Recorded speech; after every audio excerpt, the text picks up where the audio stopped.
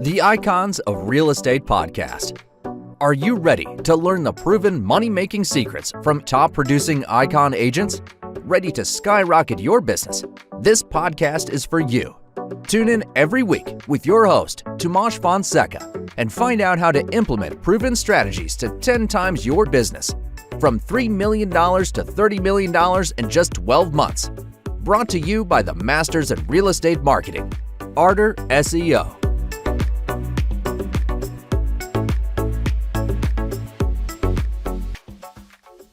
Hello, guys, and welcome to another episode of the Icons of Real Estate podcast. With us today, we have the great Angela Fazio. Is one half of the iconic power couple, together, of course, with Chuck. And together, they've overseen over 4,000 homes sold and $9 billion in sales.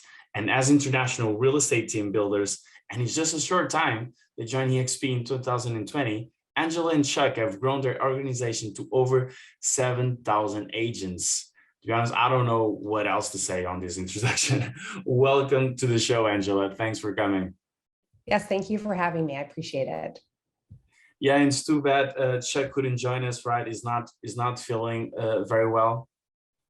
Yeah, he's feeling a little better today, but not up for having a whole lot of conversation. Not whole. Okay. He's here in spirit, and yes. You are representing him.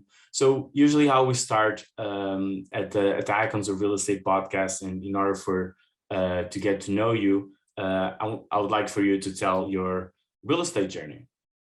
Okay, absolutely. So I've been in real estate with Chuck for 21 years. I met him my first day in real estate. And so the first year that we were partnering together, we were complete failures. We were terrible. We almost got out of the business, but thank the Lord, things turned around and we ended up being one of the top producers in the nation for several years. And then we ran a big team, and we thought the next logical step was to open up a brokerage. So at the end of 2005, we opened up a Revelation Real Estate, and we grew that for 15 years until we had 906 agents out of one location in Arizona. And we were closing 6,000 transactions a year. But in 2018, somebody approached my husband and said, let's talk about this EXP thing.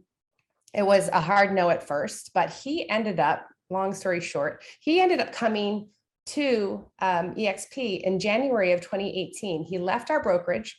I was running the brokerage, and he went to EXP in 2018. And the reason was because he had been on so many podcasts, and including one that's called the 700 Club, which is a Christian television show.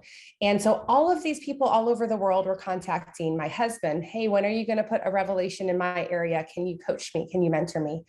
And the answer was always no. And so the reason he joined at first EXP was so that he could expand outside of Arizona.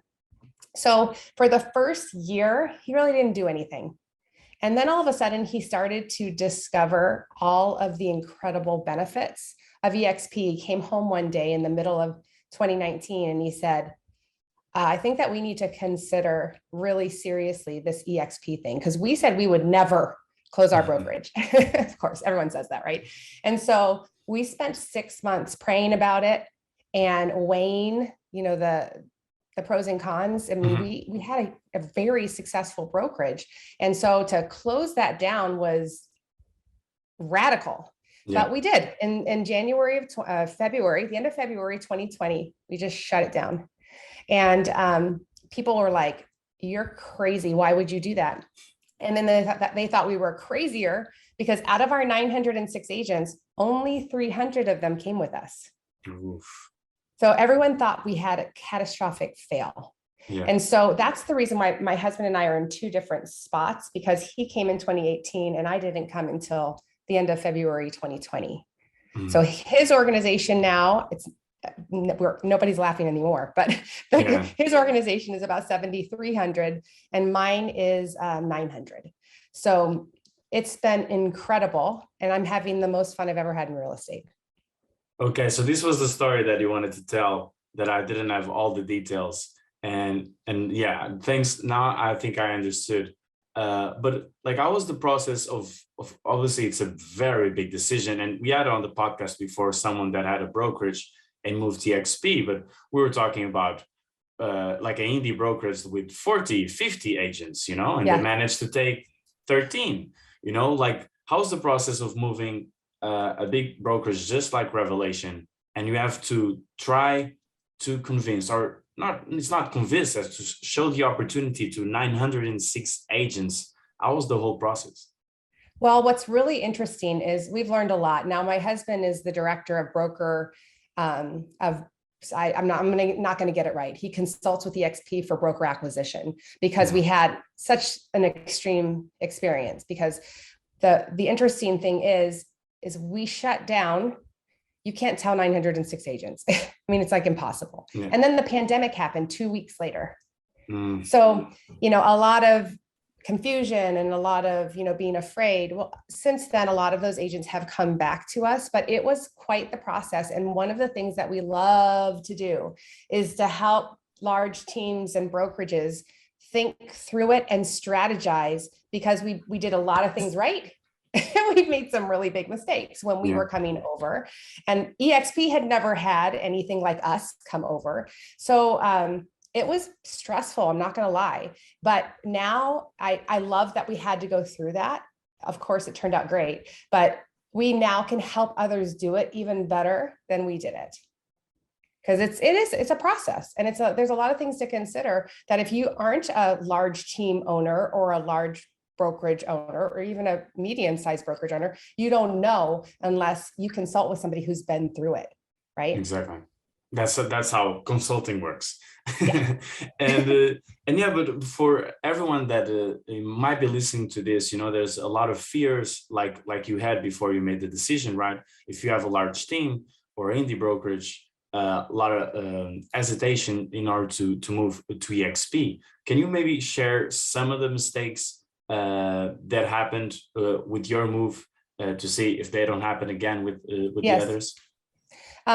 Yes, I will. So one of the things that we thought would happen is, and sometimes this works really well, but there's a strategy to it. One of the things we thought would really happen is we could motivate other people to be as excited about what we were doing as we are, right? Mm-hmm. And so therefore we made some mistakes on putting people under certain people, and we shouldn't have done that.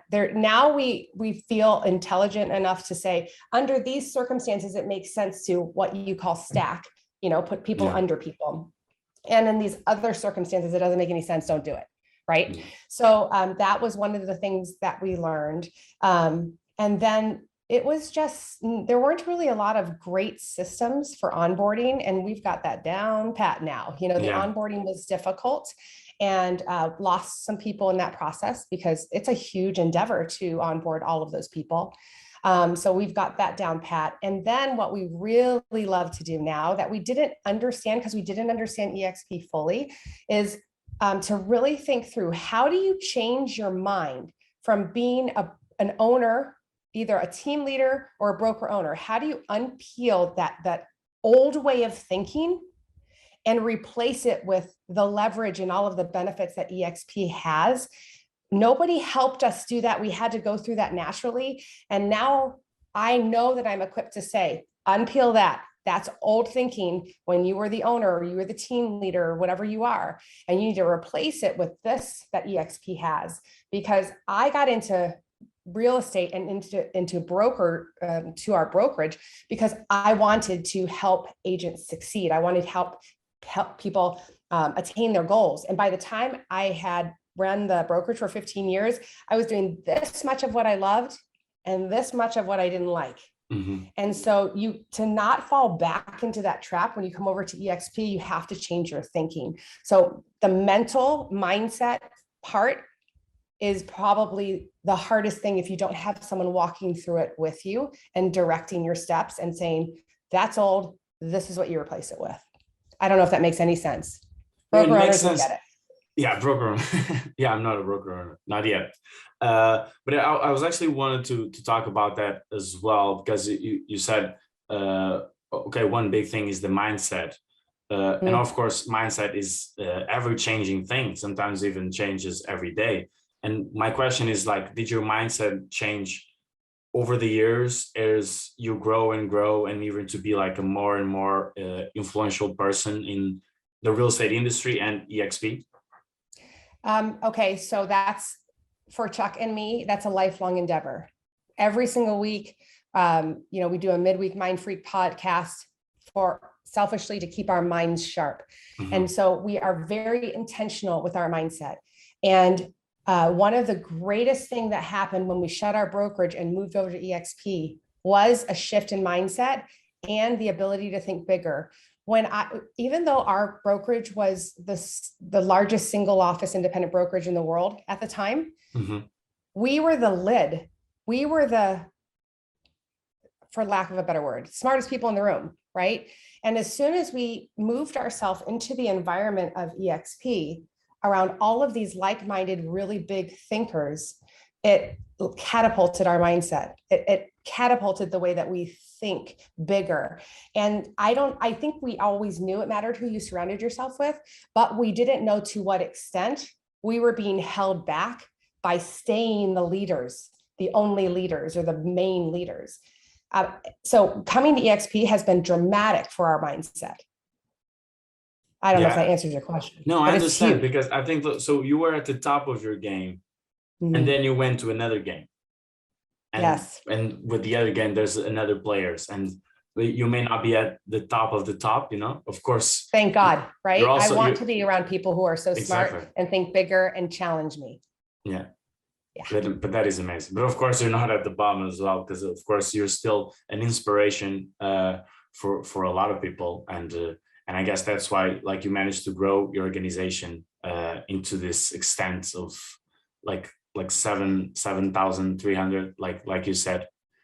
So it's such a blessing. What has it been? So we understand maybe the day-to-day of someone handling this type of level of organization. What are your efforts into growing it? That's a really good question. Not a lot of people have asked me that before. So everyone does it a little differently, because we talk to a lot of influencers and we all have a different approach to it, which is fantastic because there isn't one answer, right? This is not a one size fits all, but there are some characteristics that are similar of all of us. Mm-hmm. But for Chuck and me, we concentrate on three areas. Number one, we help agents who want to increase their production, or if they're struggling or they want to increase their production, we have value propositions around that. We have value propositions around people like ourselves that are leaders that want to utilize the strengths of leadership to grow an organization, right? And we also bring up, we help people to develop their long-term business concepts. Maybe they want to grow a team, or maybe they want to do something more than just production. They want to do more with what they're doing. And so we spend all of our time, we're not in production anymore. So we spend all of our time looking for people who like what we have, and then bringing them into those value propositions so we can help them grow. We want people to be different. You can't be over here at this brokerage and then plop yourself at EXP and think it's going to be different if you don't act differently. So we help people to adopt a new mindset and to grow the way that they think about their business. And then we give them lots and lots of tools to help them achieve that. And that's my favorite thing to do, is find people who say, I want more, and then we help them. So that's how we spend all of our time. We recruit, looking for people who are looking for us. Recruiting is not a bad word, and then we pour into them according to what they say they need. And that's my whole life. It's busy. Don't get me wrong. I love it. Yeah, that recruiting, and then coming on the Icons of Real Estate podcast as well to talk about it. It's part of the life.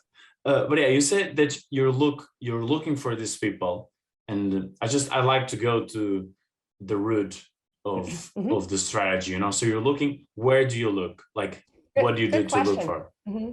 So one of the things I like to help people develop it's just like when you're a real estate agent and you're looking for buyers and sellers. Some people prospect by doing open houses.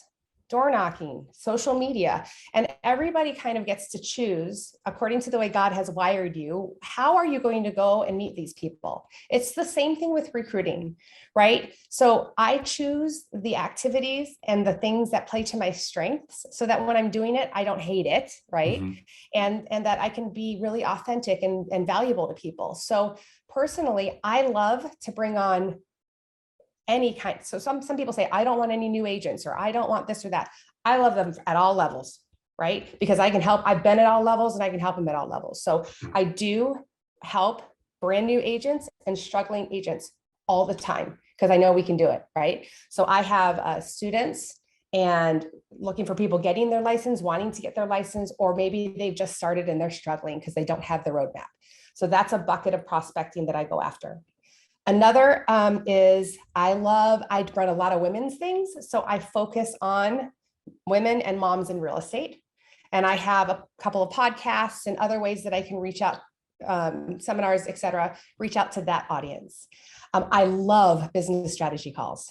So I also reach out to people who are like, just give me direction. I feel lost. I want to develop this. And I have lots of business strategy calls, which helps me to build relationship with people. So those are probably the three major buckets that I fish in. And then whatever else comes along. Nice. Yeah, I think that along is enough to fill out your day. Yeah. But hey, it seems that it's very separate from what Chuck is doing, right? Because you're focusing on your own geniuses, right? Like being with a woman who's of real estate podcast or outreaching for new agents. Does Chuck do anything similar, or does he has his own strategy? So if you ask anyone who knows us, Chuck and me, we are the same exact personality. We have the same, like the same person. And this is really kind of a fun fact. We've been together for 21 years and we have never spent a day or a night apart, except for 2 nights when he was in COVID, in the hospital with COVID. And he's my best friend. So we run everything together. We have several businesses that we run together. So, we do very similar things, but he has a strength that I don't have. He is incredible with marketing. He's very creative and he has vision. And so he spends a lot of time developing that part of our business. And also he is absolutely fantastic with helping people who are trying to make sense of a move to EXP. He does a great job of really laying it out from a broker owner or a team leader to let them know what they have in mind. Other than that, we're the same. So we have similar things that we do. Nice. I believe in that. Maybe when he gets better, it needs to come on the podcast as well. And I bet he's going to say the same. Yeah, he will. And yeah, so I get the big gist here. I found something that you have the AZ forum. Like, yes. what is the forum? Are you guys running it? Okay. The forum used to be our real estate office when we had our brokerage. And it's a 21,000 square foot, really cool building. And our agents loved it. But of course, when we transitioned to EXP, you don't need it for a real estate office. You really don't need it, which I can't believe I'm saying that. I used to think you had to have a real estate office. You don't need it. So now it's literally a place for social entertainment. Now our agents can come in there. It's still an office. They can work out of there, but we have an event center. We have a nightclub that's opening in September out of there. And it's like an 8,000 square foot patio. So we do a lot of social things, everything from business to purely social. And part of the reason we do that is we believe in relationships. So our agents can bring their clients, they can bring other agents and have a really great place to build relationship. And then we had to repurpose it because it can't just sit there. So that's why we kind of repurposed it. No, but I think it looks amazing how you repurpose Fred. You did add 2 options, whether maybe to sell it again, but maybe that wasn't the best outcome, or to wing it, pivot and repurpose it. And I think you did an amazing job. And even like because you're creating more connections by establishing yourself as well as a not an attraction but a point in the community, right? Yeah. And yeah, imagine one of your agents brings a client and says, oh, you see all this building, yeah, it's for my team, you know. So I think Mhm. it's amazing. Yeah, I just wanted to keep it clear what was happening there. Yeah. And yeah, you also wanted to promote the book that you and Chuck wrote, right? Mastering Your Real Estate Career, Your Blueprint to Move from Struggle to Success. Do you Yes, wanna I actually talk have it about here. it? Oof, So we perfect. wrote this in 2016. So there's only one part in there that I take back, but I'll tell you that in a minute. So we wrote that because uh, we know why agents fail. And two of the reasons why agents fail, one is they don't understand the definition of working hard. They think they know it, but they don't really. And then another reason agents fail is because they don't have the right mindset about this business. There's other reasons, of course, they fail. They don't know what to do every day, you know, things like that. They don't spend the time in the right activities. Mhm. So we wrote it. It's a very fun book. It's not complicated, you know, it's really easy to read. But by the end of it, there's no one that can misunderstand what it means to work hard in real estate, what it takes, and the mindset that you should adopt when thinking about your business. And so I can say now that it's really, really, really helpful if for, you know, for new agents all the way to experienced agents. And the only part I take back is when we owned Revelation, we couldn't help part-time agents because all of our amazing training was like when they were working. But with EXP, that's not the case anymore because our resources and tools are virtual and flexible. And so that's the only part of the book I need to take back. Okay, so I'm guessing a new book will come soon. Maybe, we'll see. Maybe. Okay, Angela. So tell me, where do you go? Where do you go from here? What are your goals? Well, first of all, I have 6 kids and Six. yeah, I don't know why, but 2 of them is their birthday today. And so I have 6 kids and 2 grandchildren, and I'm, you know, spending some time with them is great, but that's not our primary goal. I like to tell that to people because there's a lot of women who think that they have to put their kids first all the time. Nope. My goal is to spend as much time as possible with my husband. That is my goal. And so we love to travel. We love to travel and help people. We love to public speak, we love to present.